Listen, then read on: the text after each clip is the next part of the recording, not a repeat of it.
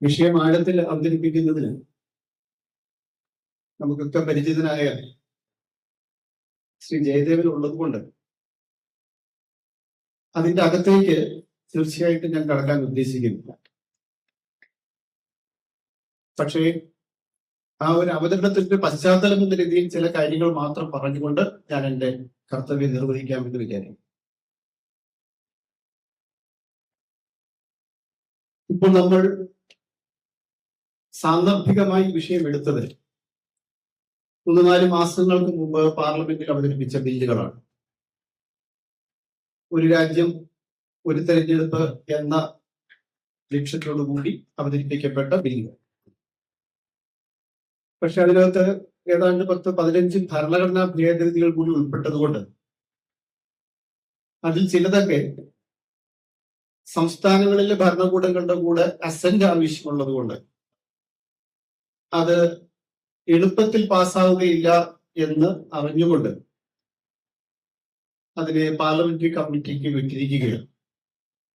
അതിന്റെ അർത്ഥം അത് എവിടെയും പോയി എന്നല്ല, അത് ശക്തമായി തന്നെ തിരിച്ചു വരും എന്നാണ്. ഏതെങ്കിലും ചാണക്യ തന്ത്രത്തിൽപ്പെട്ട് അത് പാസ്സായി പോകാനും അങ്ങനെ പോയാൽ അത്ഭുതപ്പെടാനും നമുക്ക് സാധിക്കില്ല. അതാണ് ഇന്ത്യയുടെ ഇന്നത്തെ ഒരു കാലം. കാരണം നമ്മുടെ ജനാധിപത്യത്തിന്റെ വിജയം എന്ന് പറയുന്നത് അക്കങ്ങളുടെ ഒരു കളിയാണ്. അപ്പോൾ ആവശ്യത്തിന് സംഖ്യകളെ ഒരു പക്ഷത്ത് നിർത്തിക്കഴിഞ്ഞാൽ അത് ജയിക്കുവാൻ സാധിക്കും. ഭരണഘടനാ ഭേദഗതി പോലും 3/2 ഭൂരിപക്ഷം വേണമെന്ന് പറയുമ്പോൾ അവിടെ സന്നിഹിതരായിരിക്കുന്നവരുടെ 3/2 മതി എന്നതുകൊണ്ട് എത്ര പേർ സന്നിഹിതരാകണം എന്ന് തീരുമാനിച്ചാൽ തന്നെ 3/2 ഭൂരിപക്ഷം പലപ്പോഴും സാധിച്ചെടുക്കാം. അതുകൊണ്ട് അതെല്ലാം ഇന്ത്യൻ ജനാധിപത്യത്തിൽ അസംഭാവ്യമായ ഒന്നുമില്ല എന്നതുകൊണ്ട് നമുക്ക് വരും കാലങ്ങളിൽ ശ്രദ്ധാപൂർവം വീക്ഷിച്ച് മനസ്സിലാക്കാവുന്നതേ ഉള്ളൂ. പക്ഷേ ഇത്തരത്തിലൊരു ബില്ല് പാസ്സാക്കാൻ ഉടൻ സാധിക്കില്ല എന്ന് അറിഞ്ഞുകൊണ്ട് തന്നെ അവതരിപ്പിച്ചതിന്റെ പിന്നിൽ വളരെ വലിയൊരു രാഷ്ട്രീയ ഉദ്ദേശമുണ്ട്. അഥവാ അതൊരു വലിയ ക്യാമ്പയിന്റെ ഭാഗമാണ് എന്ന് പറയാം. അതിനെക്കുറിച്ചാണ് ഞാൻ സംസാരിക്കാൻ ആഗ്രഹിക്കുന്നത്. ഇത് ഒറ്റയ്ക്കെടുത്ത് നമുക്കൊരിക്കലും സംസാരിക്കാൻ പറ്റില്ല. ഒരു രാജ്യം ഒരു തിരഞ്ഞെടുപ്പ് എന്നുള്ള വിഷയം ഒറ്റയ്ക്കെടുത്ത് സംസാരിക്കാൻ പറ്റില്ല. കാരണം ഇതെല്ലാം ചില വലിയ രോഗത്തിന്റെ ലക്ഷണങ്ങളാണ്. അപ്പൊ ആ രോഗത്തിന് പലതരം ലക്ഷണങ്ങൾ പുറത്തേക്ക് വരും. ഈ ലക്ഷണങ്ങളുടെ പുറകെ നമ്മൾ ഓരോന്നോരോന്നായി എടുത്ത് ബഹളം വെച്ചിട്ട് കാര്യമില്ല. ഉദാഹരണത്തിന് മറ്റൊന്നാണ് ചർച്ച ചെയ്യപ്പെട്ടുകൊണ്ടിരിക്കുന്നത് ഡിലിമിറ്റേഷൻ, അതായത് ലോക്സഭാ മണ്ഡലങ്ങളുടെ പുനർനിർവചനം, അതിന്റെ ബൗണ്ടറി പുനർനിർവഹിക്കുന്ന ഒരു പരിപാടി നടന്നുകൊണ്ടിരിക്കുന്നുണ്ട്. 2020-21 കോവിഡ് കാലത്ത് സെൻസസ് നടന്നില്ല. സെൻസസ് 22 നടത്താമായിരുന്നു, 23 നടത്താമായിരുന്നു, 24 നടത്താമായിരുന്നു, നടത്തിയില്ല. അതിനെക്കുറിച്ച് ഒരുപാട് വിവാദങ്ങൾ ഉണ്ടായപ്പോഴൊന്നും യൂണിയൻ ഗവൺമെന്റ് അതിന് വലിയ മറുപടി ഒന്നും തന്നില്ല.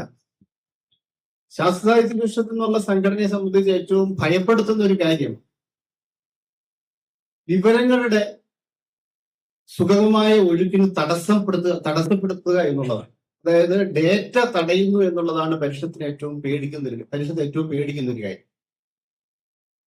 ഒരു കാലത്ത് ലോകത്ത് തന്നെ അംഗീകരിക്കപ്പെട്ടിരുന്ന നമ്മുടെ ശാസ്ത്ര സാങ്കേതിക സാമൂഹ്യ ശാസ്ത്ര സ്ഥാപനങ്ങൾ, നമ്മുടെ ഇന്ത്യൻ സ്റ്റാറ്റിസ്റ്റിക്കൽ ഇൻസ്റ്റിറ്റ്യൂട്ട് ആണെങ്കിലും നാഷണൽ സാമ്പിൾ സർവേ ഓർഗനൈസേഷൻ ആണെങ്കിലും ഇന്ത്യയിൽ നടക്കുന്ന വിവിധങ്ങളായ 7-8 തരം സർവേകളും വിവരശേഖരണങ്ങളും ആണെങ്കിലും അതിനെല്ലാം ഒരു അംഗീകാരം ലോകത്തിലുണ്ടായിരുന്നു.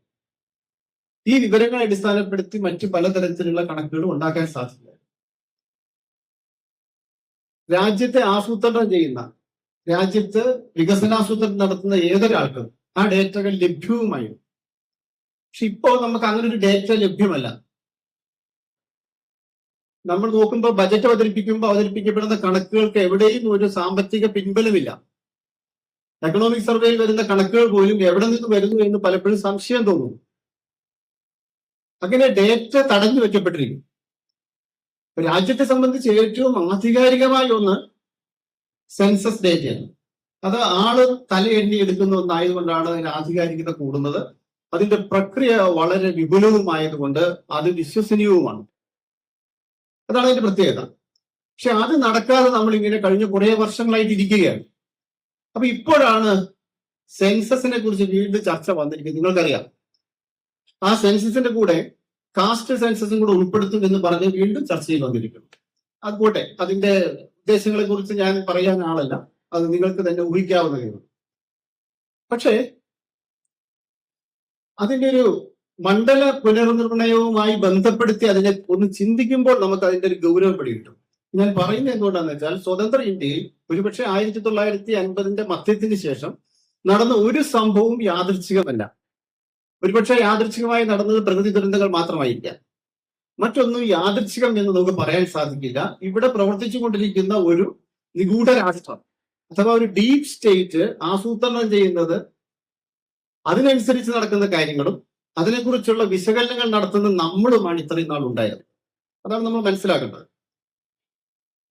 മണ്ഡല പുനർനിർണയത്തിൽ ഭരണഘടനയിൽ തന്നെ പറഞ്ഞിരിക്കുന്നതനുസരിച്ച് സെൻസസിന്റെ അടിസ്ഥാനത്തിൽ പുനർനിർണയിക്കണം എന്നാണ്.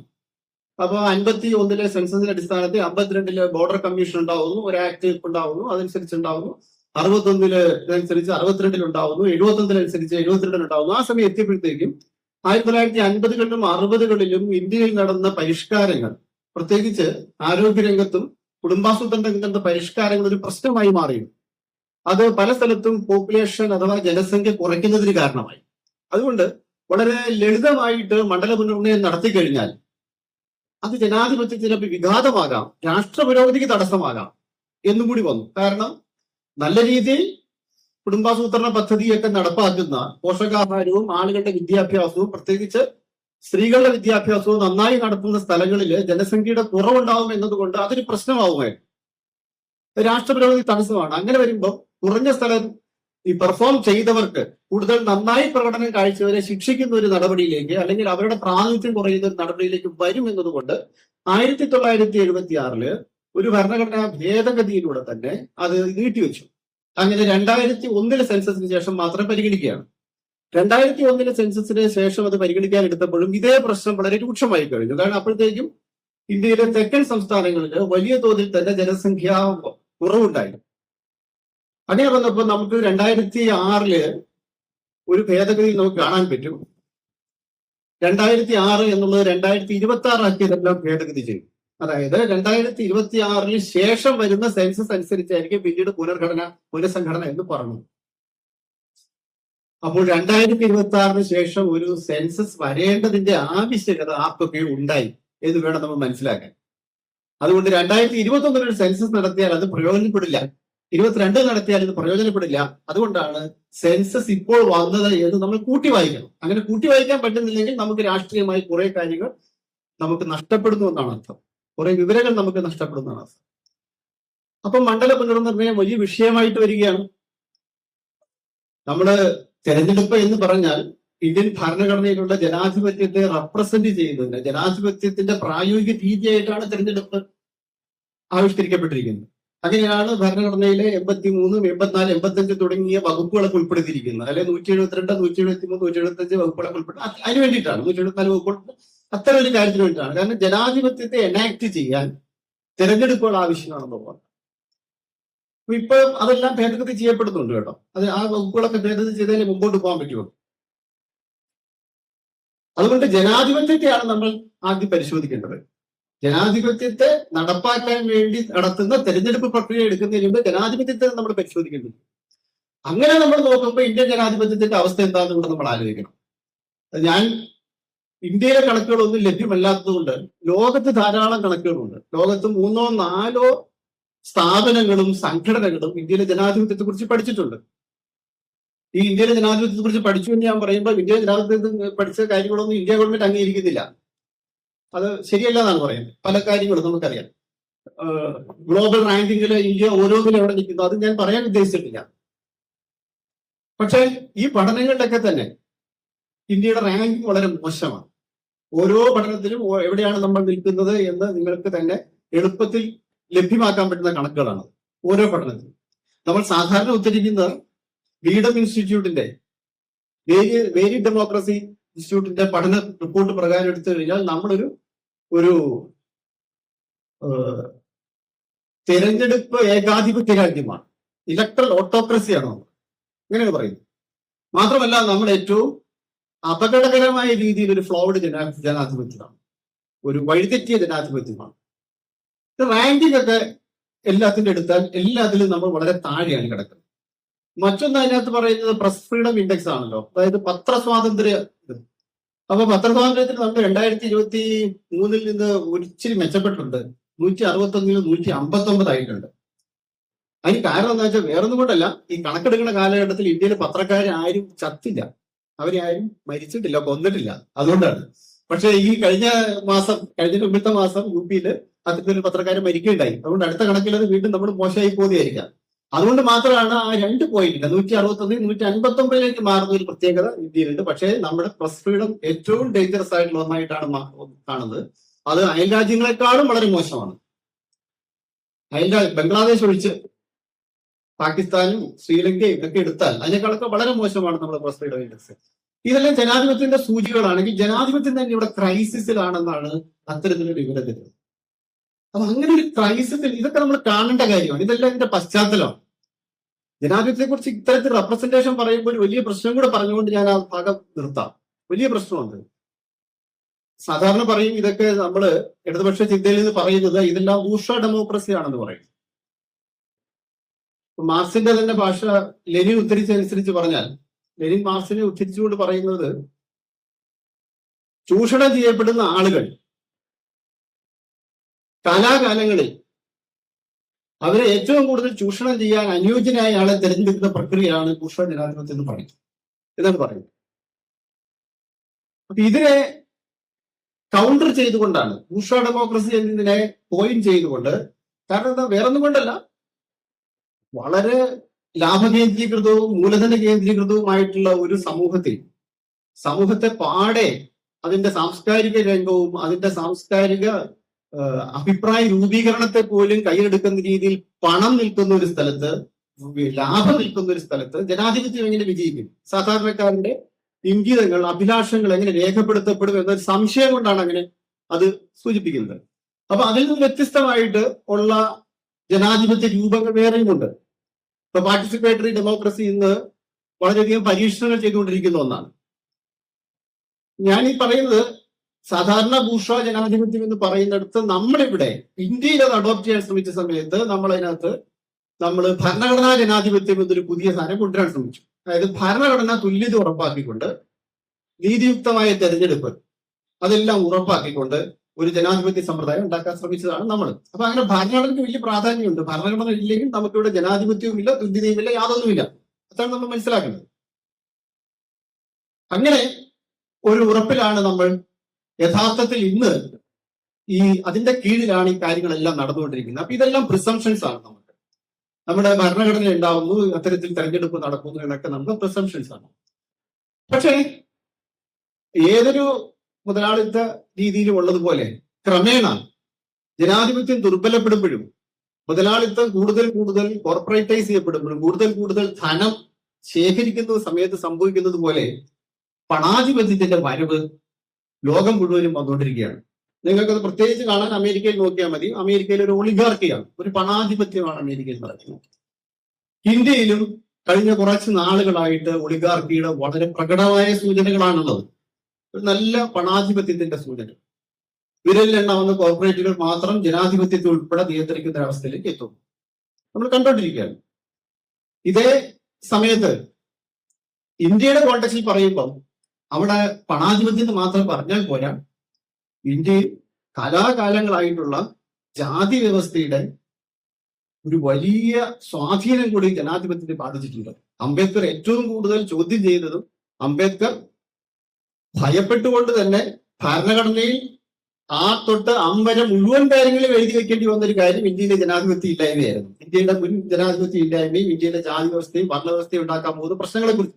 അതുകൊണ്ടാണ് അദ്ദേഹം എല്ലാ കാര്യം എഴുതി വെച്ചത്. കാരണം അംബേദ്കറോട് ചോദിക്കുന്നത് ഇത്രയും വിശദമായിട്ട് എഴുതുന്ന എന്തിനാണെന്ന് ചോദിക്കുമ്പോൾ അദ്ദേഹം പറയുന്നത് ഇന്ത്യക്ക് ഒരു മാതൃകയില്ല, മാതൃകയില്ലാത്തതുകൊണ്ട് ഇതെല്ലാം വിശദമാക്കി കൊടുത്തേ പറ്റുമെന്നാവില്ല. അങ്ങനെ അതുകൊണ്ട് തന്നെ ഇന്ത്യൻ ജനാധിപത്യത്തെക്കുറിച്ചും സെക്യുലറിസത്തെക്കുറിച്ചും സാഹോദര്യത്തെക്കുറിച്ചും ഒക്കെ ഭരണഘടനയിൽ എഴുതി വെച്ചുകൊണ്ട് വന്നതാണ്.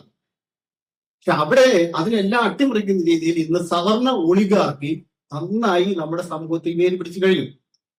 നമ്മുടെ ജുഡീഷ്യറിയില്, നമ്മുടെ എക്സിക്യൂട്ടീവില്, ഭരണവ്യവസ്ഥയില് എല്ലാം ഇന്ന് സവർണ പങ്കാളിത്തം വളരെ കൂടുതലാണെന്ന് കാണാം. സവർണന്റെ പങ്കാളിത്തം ഇതിൽ ഈ IT കമ്പനി എടുത്തു കഴിഞ്ഞാൽ ഇന്ത്യയിലുള്ള IT കമ്പനികളിൽ ഏറ്റവും മുമ്പിൽ നിൽക്കുന്ന IT കമ്പനികളെല്ലാം തലപ്പത്ത് ആരാണ് എന്ന് നോക്കിയാൽ ഇതിന്റെ ഒരു ഭീകരത നമുക്ക് മനസ്സിലാവും. അപ്പൊ ഇത്തരത്തിൽ ഒരു സവർണ ഒളിഗാർക്കി ഇന്ത്യക്ക് ഇടയ്ക്കൊണ്ടിരിക്കുകയാണ്. എന്ന് പറഞ്ഞാൽ ഇതിന്റെ എല്ലാത്തിന്റെ ഒരു ആത്യന്തിക ഫലം എന്ന രീതിയിൽ ശരിക്ക് ഒരു സോഷ്യലിസ്റ്റ് പ്രഷർ അല്ലെങ്കിൽ ജനങ്ങളുടെ വലിയ അസംതൃപ്തിയിൽ നിന്നുണ്ടാകുന്ന സമ്മർദ്ദം ചെറുക്കുന്ന രീതിയിൽ ഒളിഗാർക്കികൾ പ്രതികരിക്കുന്നത് ഫാസിസത്തിന്റെ രീതിയിലായിരിക്കും. അതായത് കൂടുതൽ അധികാരങ്ങൾ കവർന്നുകൊണ്ട് ജനങ്ങളുടെ എല്ലാത്തരം ശബ്ദങ്ങളെയും ഇല്ലാതാക്കിക്കൊണ്ടായിരിക്കും. അത് ഇന്ത്യയുടെ ഒരു കോണ്ടെക്സ്റ്റിൽ നിയമത്തിലൂടെ സാധിക്കും എന്നതുകൊണ്ട് ഇന്ത്യയിൽ അങ്ങനത്തെ നിയമനിർമ്മാണങ്ങൾ വരുന്നുണ്ട്.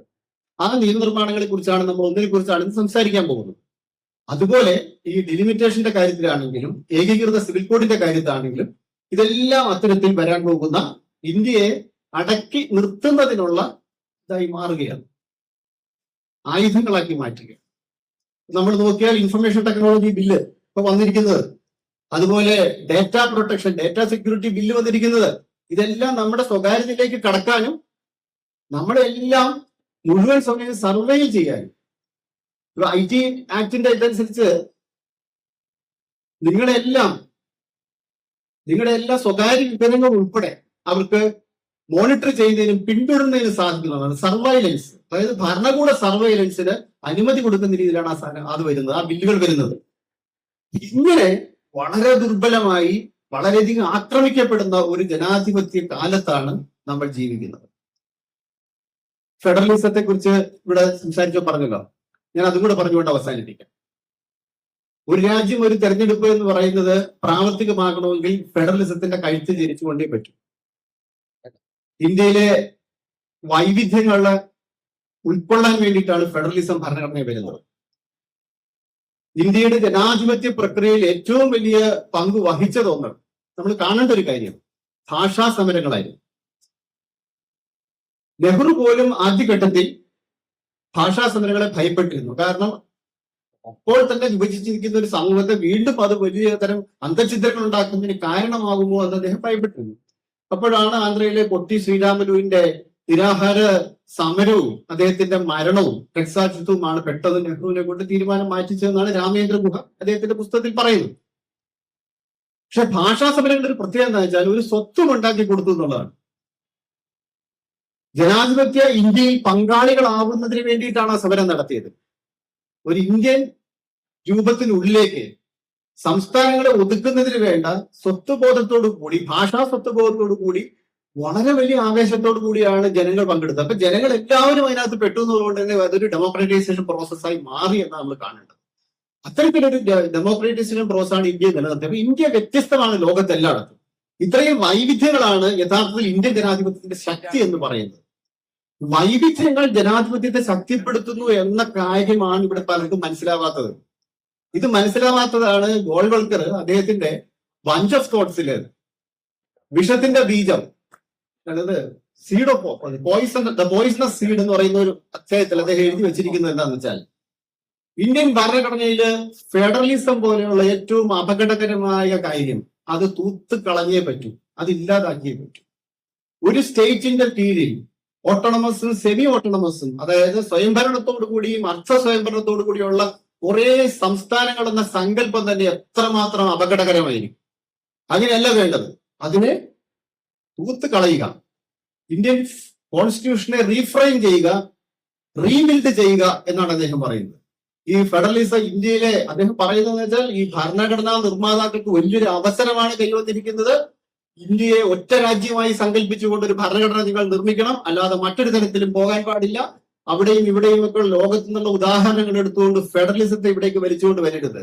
അത് ഇന്ത്യയുടെ ആത്മാവിനെ ഒരുപാട് മുറിവേൽപ്പിക്കും. ഭാരതം എന്ന് പറയുന്ന സങ്കല്പത്തെ ശക്തിപ്പെടുത്തുകയാണ് വേണ്ടത്. അങ്ങനെ ഇന്ത്യ ഏകോപിപ്പിച്ചു കഴിഞ്ഞാൽ നിങ്ങൾ ഭാവി ശങ്കരാചാര്യരെ പോലെ അമേരിക്കയിൽ എബ്രഹാം ലിങ്കന്റെ പദവിയിലൊക്കെ നിങ്ങൾ അറിയപ്പെടും എന്നൊക്കെ അദ്ദേഹം അതിനകത്ത് വളരെ വിശദമായിട്ട് എഴുതി വെക്കുന്നു. അപ്പൊ അദ്ദേഹം അതിനകത്ത് പറയുന്ന ഒരു കാര്യം എന്താ വെച്ചാൽ, ഒരു രാജ്യം, ഒരു എക്സിക്യൂട്ടീവ്, ഒരു ഭരണകൂടം, ഒരു സ്റ്റേറ്റ്, ഒരു എക്സിക്യൂട്ടീവ്, അതായത് ഒരു ഭരണ വ്യവസ്ഥ, അതുപോലെ ഒരു ലെജിസ്ലേച്ചർ, ഇത് പറഞ്ഞു വെച്ചിരിക്കുന്നതാണ്. ആ പറഞ്ഞു വെച്ചത് 1966 പഞ്ചവത്സര ഇറങ്ങുന്നത്. 1951 BJPയുടെ പൂർവ്വ സംഘടനയായ ജനസംഘിന്റെ തെരഞ്ഞെടുപ്പ് പത്രികയിൽ ഈ കാര്യം വളരെ വ്യക്തമായി പറയുന്നുണ്ട്. ഒരു രാജ്യം ഒരു തെരഞ്ഞെടുപ്പെന്നും ഫെഡറലിസത്തിനെതിരെയുള്ള അവരുടെ മാനിഫെസ്റ്റോവുമായിട്ടാണ് ആ തെരഞ്ഞെടുപ്പ് മാനിഫെസ്റ്റോ വന്നത്. മാനിഫെസ്റ്റോ ഇന്ന് നിങ്ങൾക്ക് ലഭ്യമാണ്. അപ്പൊ ഇതിന്റെ വേരുകൾ കിടക്കുന്ന ഇവിടെ ഒന്നുമല്ല, വേരുകൾ കിടക്കുന്ന വളരെ വലുതാണ്. നമ്മൾ കണ്ടുകൊണ്ടിരിക്കുന്നത് ഒരു വലിയ രോഗമല്ല, ഒരു രോഗത്തിന്റെ ലക്ഷണമാണ്. ഇതിനേക്കാളും ആഴത്തിലുള്ള ചികിത്സ അർഹിക്കുന്ന ഒരു വലിയ രോഗമാണ്.